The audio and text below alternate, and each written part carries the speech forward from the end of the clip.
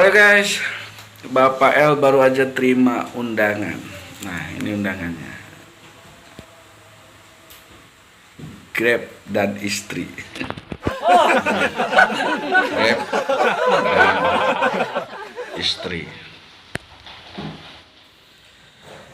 Kenapa Bapak L dikasih nama Grab? Jadi memang Bapak L pernah ngojek, jadi Gojek sama Grab. Jadi karena undangan ini nih, Bapak L terpikir buat konten pengalaman Gojek Grab. Tapi sebelumnya, ayo kita lihat masih ada nggak baju atau barang-barang berharga peninggalan sejarah Gojek Grab. Ayo kita lihat. Ada.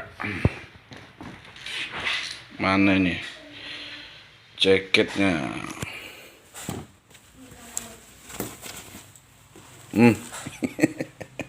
Jaket Grabnya ada.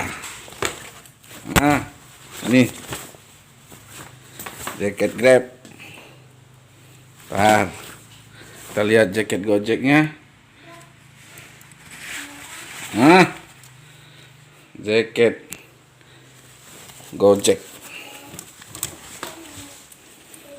Jaket Gojek. Kita tes dulu. Muat nggak? Nah, ini dia jaket peninggalan sejarah. Bukti otentik Bapak yang pernah jadi driver Gojek, jadi driver Grab. Waktu itu sih muat nih dua. Tapi ya, coba sekarang kita tes. Gimana? Masih muat nggak?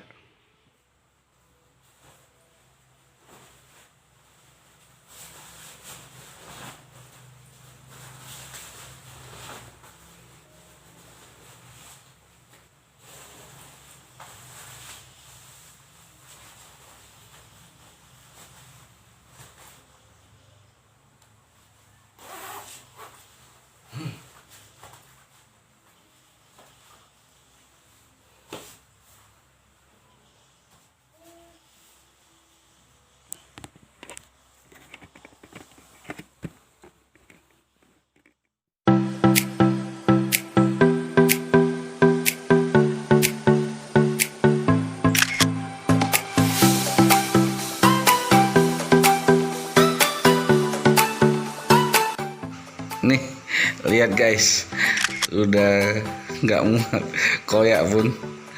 Kalau dulu sih masih muat, malah waktu ngambil jaket ini rasanya kebesaran. Kalau sekarang sih, lihat sendiri nih, ini perut udah besar, udah ada buntelan. Udah nggak bisa lagi lah. Kalau dibawa untuk Gojek, udah nggak buat.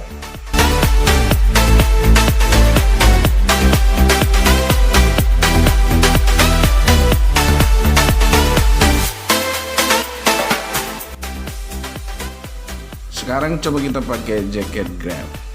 Dulu waktu pertama kali pakai ini sih Bapak L cool rasanya. Kalau sekarang coba, aduh sesak nih. Udah nggak muat ya guys ya. Udah, ini udah sempit banget. Ini maksa banget guys, maksa banget ngancingnya. Bapak L udah lama nggak pakai ini, dan Bapak L memang nggak mau lagi pakai ini. Tengok ya guys ya. Nah, itu udah ketat kali, perutnya udah buntelan.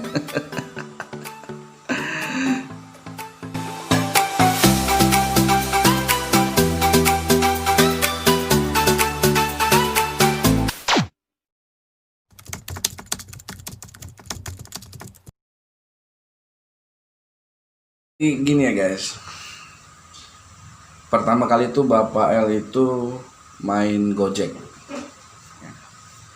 jadi driver Gojek online. Baru nanti yang kedua itu driver Grab. Bapak L di sini tidak pernah dapat PM, pemutusan mitra, ya. Jadi waktu baru pindah ke Medan ini sekitar tahun 2017 ya, akhir-akhir tahun lah, sekitar bulan 10 bulan 10 apa bulan 11 ya.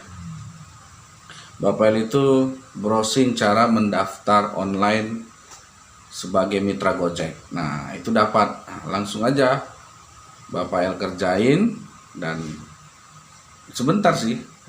Nggak lama.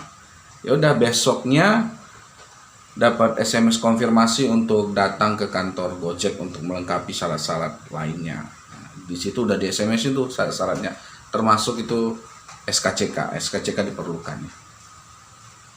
Udah besoknya lusa ya suruh datangnya. Lusanya datang, daftar, segala macam proses antrian ya, nggak lama juga sih. Ya udah langsung bisa ngojek.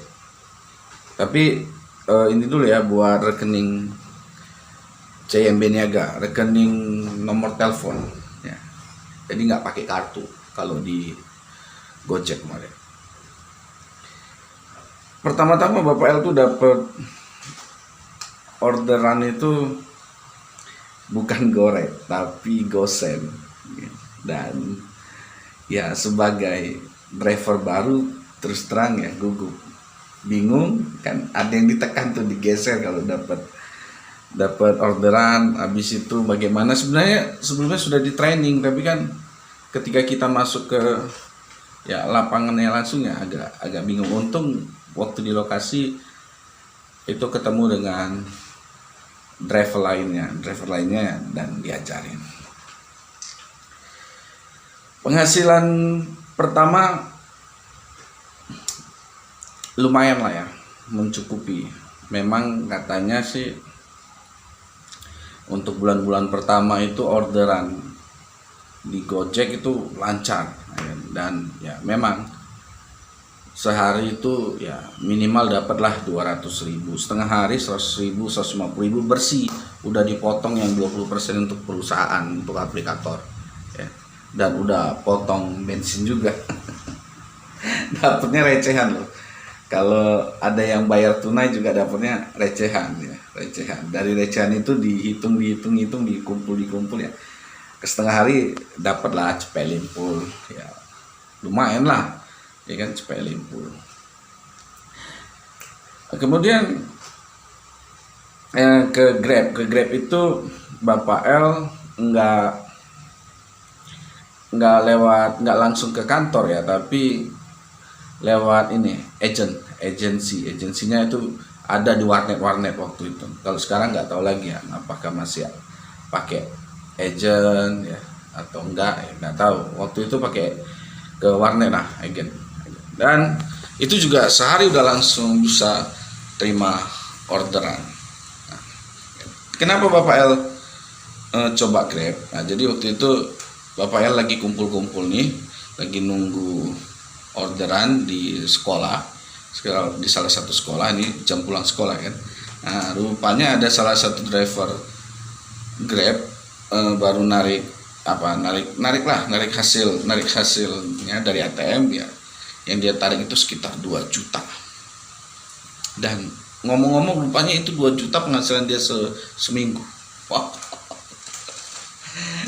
Bapak El ya tergoda ya, pengen coba ya. Akhirnya daftar dan coba dites. Hasil Grab pertama Bapak El tes nih full. Bapak El main keluar dari rumah jam 6 pagi sampai jam 10 malam ya waktu itu ya. Bisa bawa pulang uang ya 500.000 bersih. Itu dari orderan, dari insentif yang diberikan Grab, dan juga tips lah yang kita dapat dari konsumen yang berbaik hati. Tapi ya itu nggak cuma tahan sebulan lah ya. Jadi sepanjang sebulan itu Bapak El main juga Grab, kadang main Gojek, ganti-ganti, mengingat kadang-kadang hari berikutnya orderan misalnya di satu aplikasi itu berkurang ya, kita bergeser ke sebelah, dan begitu sampai akhirnya ya sesudah sebulan tuh orderan akhirnya benar-benar ya turun drastis ya. Terakhir Bapak L itu sampai akhirnya memutuskan sudah tidak lagi mau menunggu, mau menanti itu, mau berkeliling ya kan. Akhirnya memutuskan untuk berpikir yang lain itu ya. Terakhir itu gajinya itu penghasilannya itu 30.000 kotor, belum dipotong untuk aplikator dan belum potong bens. kacau dari jam 6 pagi keluar sampai jam 3 sore masih segitu, masih 30.000 ya.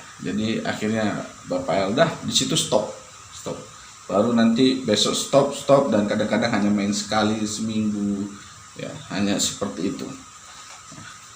Jadi tapi bagaimanapun Gojek dan Grab adalah aplikator ya, aplikasi untuk bekerja yang sudah membantu Bapak L, sudah menolong Bapak L sehingga Bapak L bisa resign.